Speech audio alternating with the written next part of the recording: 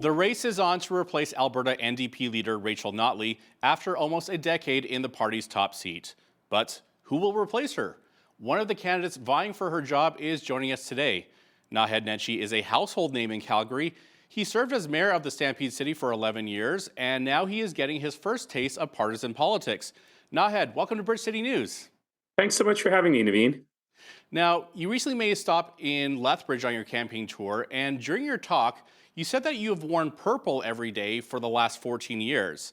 Now, I'm with you on the purple because it's a great look for men of our complexion, It is but indeed. this color means something much more symbolic to you. Can you explain? Sure, and you can't see my purple socks on this framing right now, but there's a purple vase behind me, so you get a little bit of my background there. So, most people understand the real reason I wore purple every day for 14 years is because it looks good on us, right? But it's more than that. A lot of folks get that purple is a mix of liberal red and conservative blue, calling people into what I call the mighty middle. But I think people have misinterpreted that to think it's a left right spectrum thing. What it really is an invitation. It actually says to people, let's not define ourselves by our ideologies or our past or the camps that we find ourselves in, but rather by our common humanity. And so adding a little bit of purple into the NDP orange is really an attempt to help people think about how they can see themselves in this party, how they can see their own values in this party. So it has been very difficult to find things that are purple and orange. Those colors don't normally go together. And I did manage to get this with a little bit of purple in the orange, but really that's the idea here. It's not about taking over the party and turning the NDP into something that it isn't, but it really is about figuring out if we can invite more people into the home that Rachel Notley and the hardworking volunteers have built in this party over time. And it's interesting that you brought up the political spectrum because some Albertans believe that the NDP needs to move more to the center to attract more of the popular vote. How do you see it? I have a very different view of this. I think that issues of left and right are issues that are best left to political scientists and journalists. They don't really make a big difference in everyday people's lives. What really is important is finding the values that people believe in and figuring out how to make sure that we are speaking to those values. And the important thing that I've learned about the New Democrat Party, today's New Democrat Party in Alberta, is that in fact it is already speaking to those values. When we think about strong delivery of public services by the public sector, when we think about looking after the most vulnerable, not punching down on them, giving people a hand up at the moment they need it, fostering a strong economy with a solid eye on the books, all of that, while we're dealing with ensuring that every single Albertan has a life of dignity and prosperity on this land. When you think about those are things that most Albertans believe in. But they're also things that the NDP believes in. And I think the challenge has been that for too many of our friends and neighbors, they don't see themselves in the NDP because they have these stereotypes of what the party is, which I don't think are really reflective of the membership or the caucus of the party today. So my job is to reach out to even more Albertans and help them see that, the conservative movement as it is today, Danielle Smith and her UCP, certainly is not conservative in any way. They are socially regressive. They are financially profligate. They are not investing in the things that the public really needs. I keep saying that I've known Danielle Smith for 30 years. We went to university together Oh, and we took a class together. And the professor was a guy called Peter Naheed. oh, And, wow. and I feel like I was paying attention in that class. I'm not sure if she was, but I'm very comfortable in saying that Peter Naheed would be very uncomfortable with this version of the conservative movement. I'm comfortable in saying that Ralph Klein, who I knew very well, would be uncomfortable in this version of the conservative movement. And in fact, the kind of competent, pragmatic government that Albertans are used to is now much better reflected by the NDP than it ever will be by this UCP and Danielle Smith. That's very interesting. Now, like I said before, you recently made a stop in Lethbridge on your campaign trail. What were the major concerns you heard from the people of Lethbridge? It was an amazing stop. I have to admit that I haven't spent a ton of time in Lethbridge. Spent a ton of time at the university and the museums and so on. It's a terrific arts and cultural hub for Southern Alberta. But I wasn't sure what kind of a response I would get arriving in Lethbridge for what was supposed to be a campaign meet and greet and turned out to be a massive rally. We kept moving it to a larger and larger room, and in the end, it was standing room only in a ballroom. The people were incredibly enthusiastic. But what I heard from the folks in Lethbridge is similar to what I've been hearing throughout the province. People are deeply concerned about the future. We feel that we are living at a pivotal moment in history in terms of the future of the economy, in terms of climate change, in in terms of equity and how we all live together on this land as the population is growing, and in terms of the delivery of public services. And some specific things that I heard in Southern Alberta had to do with drought and the mismanagement of the water resources and how that relates to climate change.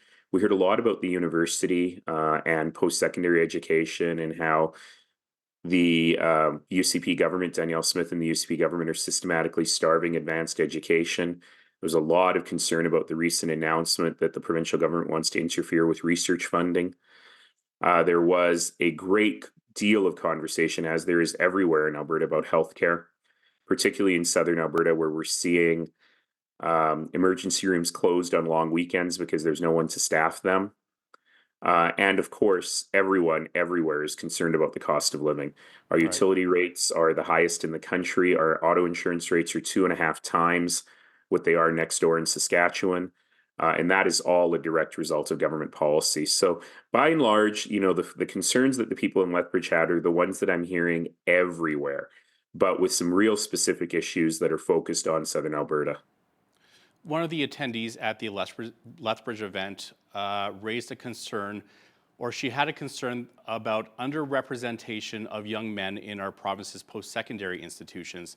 Can you elaborate on this and explain what the province needs to do to incentivize more young men to enroll? This is a much broader issue than that. It really has to do with how, not just in Alberta, but everywhere, we're seeing movement among young men that is, politically a little more towards the right, but rooted in something much deeper, rooted in the fact that the deal that a lot of young men have made and their fathers have made and their grandfathers have made is not holding up anymore. That if you finish your education, if you finish high school, for example, in lots of parts of Alberta, you can still get a good job, you can get married, you can start a family, you can afford a house, and be able to, move on with your life. And often, for a lot of young people right now, they're just not seeing that dream anymore. Statistics show that people graduating high school now, for the first time since the Industrial Revolution, are likely to be less financially well off than their parents. And this is very disconcerting for young people. It's very disconcerting for their parents. And one of the things we have seen as well is that the participation of young men in post secondary education is declining. We are seeing that a lot of young men are turning towards risky behaviors early in life. The vast majority of drug poisonings that we're seeing in the province are young men. And so this is an issue that we've been very hesitant to talk about. We've been very hesitant to talk about the rates of self-harm and suicide among young men as well. And I was really interested that that retired professor from the University of Lethbridge, who was a woman, raised this issue and saw that she was really seeing Exactly, yeah. this difference. And, good for her for raising it, because there's a lot of things in our community that we don't talk about. And this really needs to be one of them. How do we ensure that young men in our community, young white men in our community in particular, are really feeling part of the community and feeling like they've got a strong future? Now, you have a lot of experience working with complex organizations and industries. So, how would you balance free enterprise and regulated markets? And can we have these two sectors working in harmony? Yeah, of course we can. And that's how it works best. So if you think about how Canada made it through the 2008 financial crisis, we did so precisely because our financial sector was the best regulated in the world. And that's why we made it through better than most industries have. Now, look, I'm a business professor. I come from the world of big business.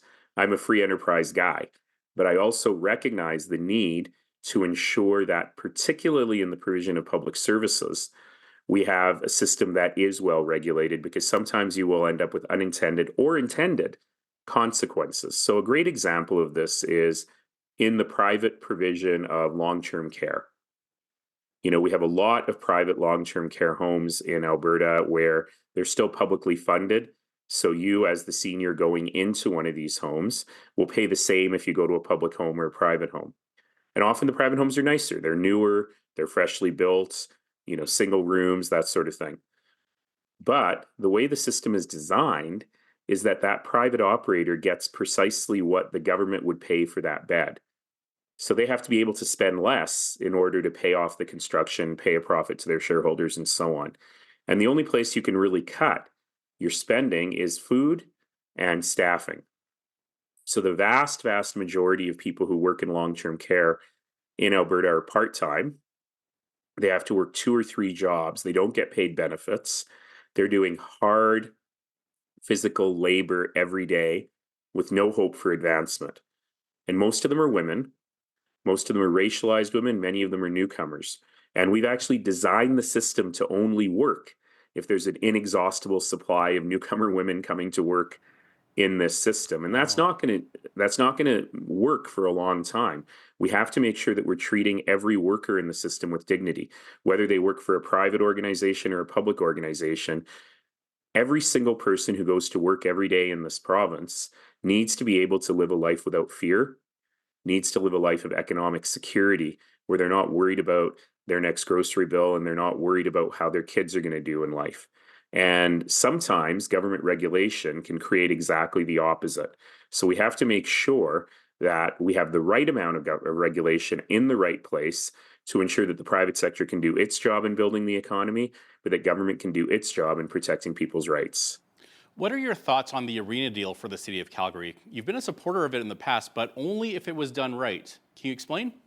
Well, no, because I made it a big deal to not comment on issues of my successor as the mayor of Calgary. She deserves her space to do the things that she wants to do. I will say that I have always believed that if public money is going into a project, there must be a very clearly defined public benefit.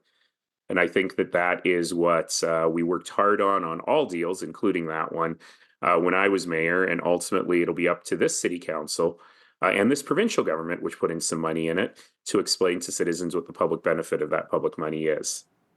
So some say healthcare in Alberta is on the brink of collapse, while others say it has collapsed.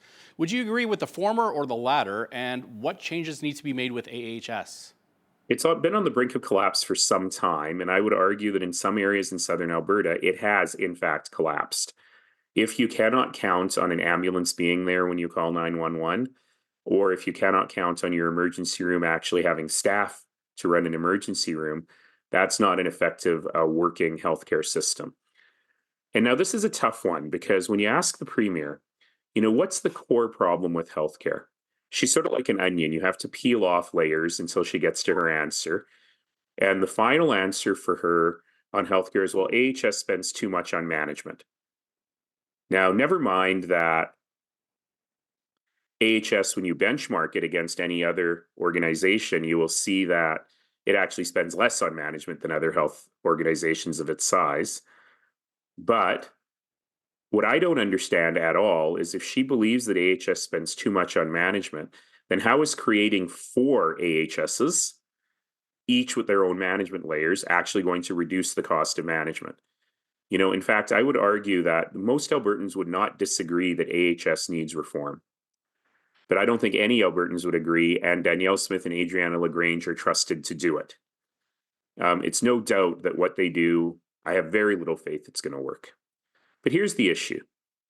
If the NDP takes power in 2027, 3 years from now, and we look at an exhausted healthcare workforce, and we say, you've just been through this terrible organizational change that nearly killed you, let's do it again. Well, that's not going to work either. And so we have to deal with what we inherited. Part of it is we've got to find the money to adequately fund the system. It's as simple as that. We cannot continue to starve the system and expect the people who work in the system to do heroic things every day, using literally band-aids to keep it all together. forever and ever. We're going to burn people out. We have burned people out. We're seeing people leave the province in droves in the healthcare professions. So we have to start with funding the system adequately and finding the money to do that. But we also need to start from a place of respect. The UCP government has demonized healthcare workers. They call them union bosses. They fight with them all the time.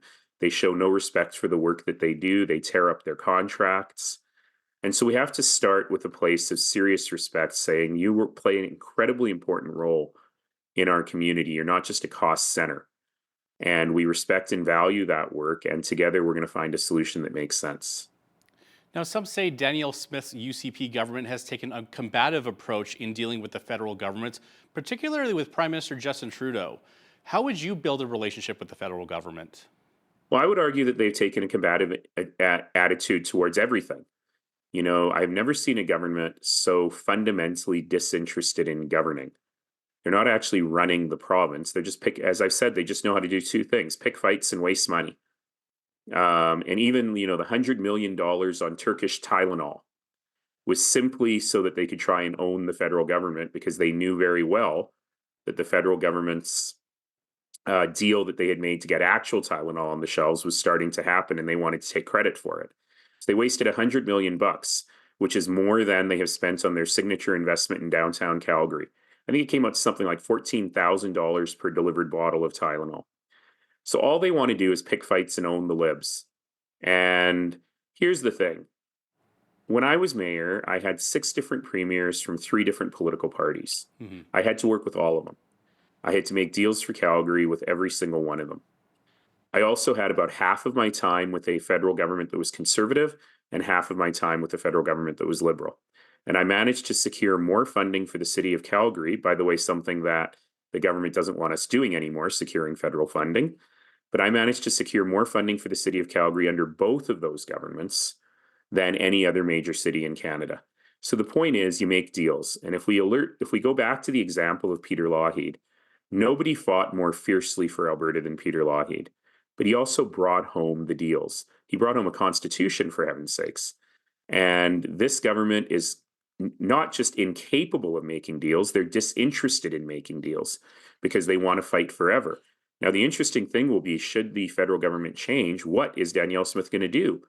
If she doesn't have Pierre Trudeau or I should say Justin Trudeau to fight with anymore, what is she going to do? She's got no other tool in her case. Even when she talks about me, she talks about Trudeau. She's obsessed. He lives rent-free in her head. And ultimately, we got to get beyond that. We got to make deals with whoever's in power in Ottawa and do what's best for Albertans. Former Calgary Mayor and Alberta NDP leadership hopeful Naheed Nenshi, thanks so much for your time today. Thank you, Naveen, and good luck with the good old southern Alberta spring. Could be raining, could be snowing, could be sunny, but we're going to get through this, and spring is coming.